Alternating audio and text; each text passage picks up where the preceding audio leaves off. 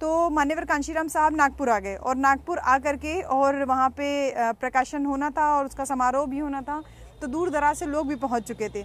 और साहब जैसे वहाँ पहुँचे और जैसे ही पहुँचे तुरंत ही कार्यकर्ताओं की उन्होंने बैठक ली, बिल्कुल आराम नहीं किए, तुरंत कार्यकर्ताओं की बैठक ली और जो प्रकाशन समारोह होना था उसका पूरा जायज़ा लिया और कार्यकर्ताओं से कहा कि हमें समय से पहले इस अखबार को प्रिंट करना है। तो मनुवादी शक्तियाँ कोई भी व्यवस्था निर्माण कर सकती हैं हमको रोकने से, इसलिए हमको परिश्रम करने में कोई भी कसर नहीं छोड़नी है।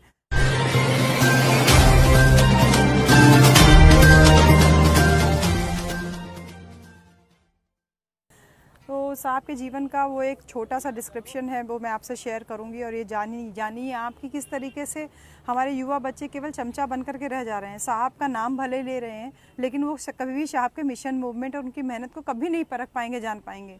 नहीं तो उनको केवल नेता बनने का चस्का लगा हुआ है, वो कभी कार्यकर्ता बन करके रहना नहीं चाहते, और जो कार्यकर्ता नहीं बन सकता वो कभी भी नेता नहीं बन सकता। साहब का जो पहला एक सपना था, बहुत बड़ा सपना साहब का था, जो पहला बहुजन अखबार निकालने का, एक अपना मीडिया निकालने का। जैसा हम सब अभी देख रहे हैं कि जो वर्तमान मीडिया है उसको गोदी मीडिया कहा जाता है और तमाम तरीके का नाम उसको दिए जा रहे हैं।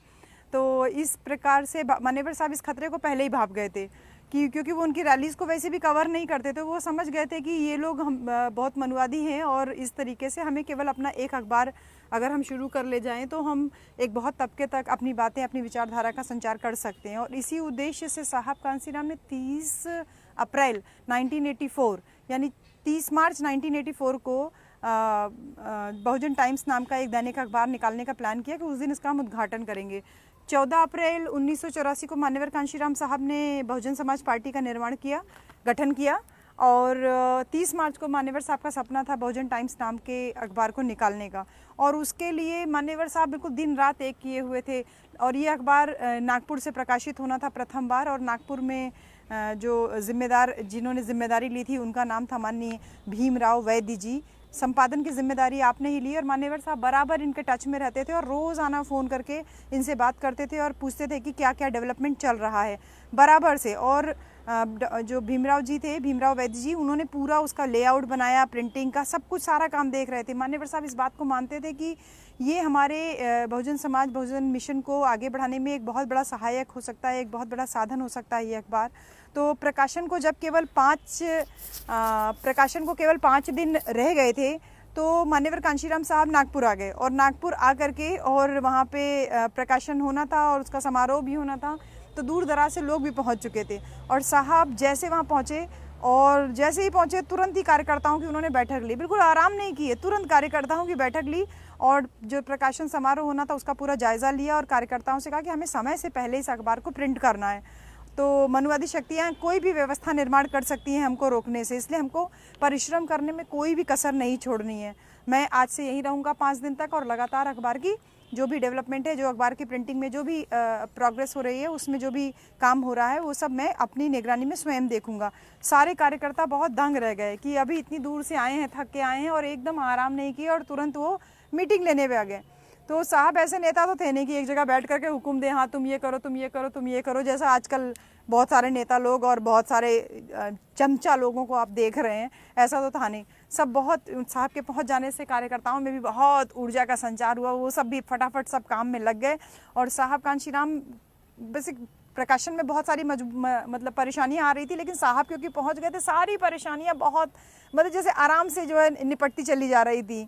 और कामठी रोड में प्रेस थी, उसी प्रेस में उसका प्रकाशन होना था और साहब वहाँ पे आ गए और जब से मतलब पूरे टाइम वहीं पर मौजूद रहे, एक पल के लिए भी वहाँ से हिले नहीं। 8-8, 10-10 घंटे खड़े होकर के वो प्रेस में स्वयं जो है काम का पूरा मुआयना करते थे और जब लोग उनको विश्राम करने के लिए कहते थे तो बस कुर्सी एक पड़ी रहती थी वहाँ पे, उसी कुर्सी पे बैठ के बस आधा घंटा ऐसे बस आंख मूंद के थोड़ा सा आराम कर लेते थे और उसके बाद फिर वापस काम करने लगते थे। अरे भाई काम काज सही चल रहा है ना, सब कुछ सही चल रहा है ना? कार्यकर्ता हाँ साहब सब कुछ चल रहा है, आप एकदम आराम कीजिए। पूरा सम्मान करते थे साहब और सुबह से शाम तक उनकी पूरी दौड़ धूप ऐसे ही रहती थी। वो ना विश्राम करते थे और ना कार्यकर्ताओं को करने देते थे, तो उनकी ऊर्जा से वैसे ही कार्यकर्ता लोग बहुत एनर्जेटिक फील करते थे। काम की व्यवस्था में दिन कैसे बीत जाता था पता ही नहीं चलता था। इस तरीके से 4 दिन बीत गए और 4 दिन साहब कांशीराम प्रेस में ही मौजूद रहे, ना खाने पीने की चिंता और ना ही उन्होंने कोई आराम करने की चिंता की। और फिर नया उत्साह, नई चेतना के साथ में जो है थोड़ा बहुत आराम करते थे और फिर वो काम में लग जाते थे। प्रकाशन के लिए केवल एक दिन बचा था और दूसरे दिन सुबह 9 बजे प्रकाशन समारोह जो था वो संपन्न होना था। वह दिन और रात सभी लोगों के लिए बहुत महत्वपूर्ण थे क्योंकि बहुजन समाज का पहला अखबार निकलना था। अब केवल अखबार की प्रिंटिंग बाकी थी। उस समय आज के जैसी आधुनिक मशीनरीज वगैरह नहीं थी। खीले जोड़ जोड़ करके कंपोजिंग किया जाता था और फिर धीमे धीमे चलने वाले ट्रेडल मशीन पे प्रिंटिंग किया जाता था। कंपोजिंग का काम पूरा हो चुका था, प्रिंटिंग का काम अभी बाकी था और सुबह 10 बजे करीब प्रिंटिंग का काम चालू हुआ। एक सेकंड भी हमें विश्राम करने की फुर्सत नहीं दी साहब कांशीराम ने, जिन्होंने इस लेख को लिखा है। काम बिल्कुल युद्ध स्तर पे जारी रहा। साहब कांशीराम के जैसा निर्देश दिया था, सब लोगों ने अपना अपना जिम्मेदारी संभाली। किसी ने स्वागत की जिम्मेदारी, किसी ने पानी पिलाने की जिम्मेदारी, किसी ने टेंट की जिम्मेदारी, सब अपनी अपनी जिम्मेदारी पे लगे हुए थे। अगला दिन भी पूरा जो है वो मतलब दिन का पूरा समय ढल चुका था। दोपहर में शाम हो रही थी और पूरा अखबार काफ़ी गति से जो है प्रिंट हो रहा था। और जब पहला अखबार छपा, जब पहला अखबार की उन्होंने प्रति देखी तो उनकी एकदम भावुक हो गए, उनकी आंखें एकदम नम हो गई और उनका जैसे लग रहा था कि कितना बरसों का सपना है जो आज पूरा हो रहा था। अपनी आंखों के सामने साहब अपना एक पहला जो अखबार देख रहे थे और बार बार संपादन के बीच में वो वैद्य जी से बात भी करते रहते थे। रात के 2 बज चुके थे, कार्यक्रम की सभी तैयारियां हो चुकी थी। अखबार का एक साइड पन्ना छप रहा था, दूसरी साइड छपना बाकी था। सभी कार्यकर्ता आराम करने के लिए चले गए थे क्योंकि सबको कार्यक्रम के लिए सुबह आना था।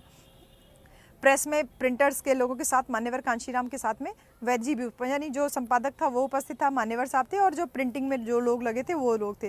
रात के 2 बजे वैद्य जी ने कहा, साहब आप भी विश्राम कर लीजिए, काम तो हो चुका है, सुबह 10 बजे प्रकाशन के लिए तैयार होकर आ जाइएगा। अरे अरे भाई, अभी अखबार का दूसरा पन्ना छापना तो बाकी है, अभी तो एक ही तरफ अखबार छपा है, उसकी छपाई शुरू कर दो, फिर आराम करेंगे। साहब ने कहा। रात के 2 बज चुके थे और बहुजन टाइम्स के पहले पन्ने की छपाई पूरी हो चुकी थी। 3:30 बजे रात में दूसरे पन्ने की छपाई शुरू हुई। 10-15 अंक छपने के बाद अखबार उठा करके साहब कांशीराम ने उसका निरीक्षण किया। अब पूरी तरीके से अखबार साहब कांशीराम के हाथों में था। खुशी की झलक उनके चेहरे पे दिखाई दे रही थी, उनकी आंखों से आंसू आने लगी, उनके सारा थकान जो थी वो मिट गई। उन्होंने कहा, चलो अब मैं विश्राम कर सकता हूँ, भले थकान मिट गई मेरी, लेकिन मैं अब थोड़ा आराम कर सकता हूँ क्योंकि सुबह हमें तैयारी करनी है।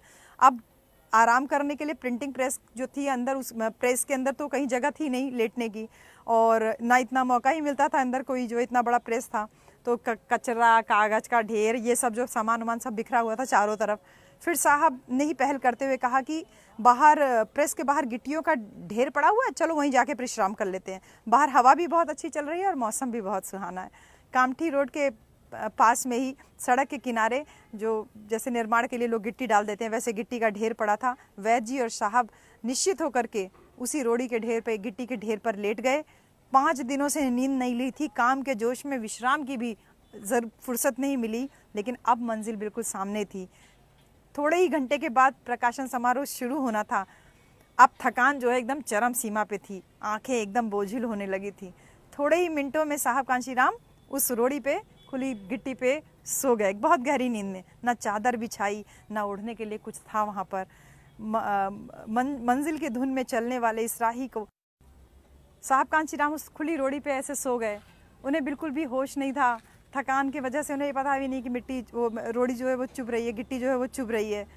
ज़मीन का बिछौना था, आसमान की चादर थी, ना साहब ने कुछ बिछाया था, ना वहाँ ओढ़ने के लिए कुछ था। सुबह 5 बजे बाकी कार्यकर्ता जब तैयार होकर के प्रेस की तरफ आए तो साहब देखे एकदम बेखबर, साहब और वैद्य जी एकदम बेखबर रोड़ी पे एकदम वैसे ही सो रहे थे जो गिट्टी पर। आवाज देकर के उनको जगाया। अपना चैनल, आपका चैनल, समाज का चैनल, देश का चैनल NB News 24/7 को आप लाइक करें, सब्सक्राइब करें और ज्यादा से ज्यादा इसकी वीडियो को शेयर करें ताकि हर खबर को मैं आप तक आसानी से पहुंचा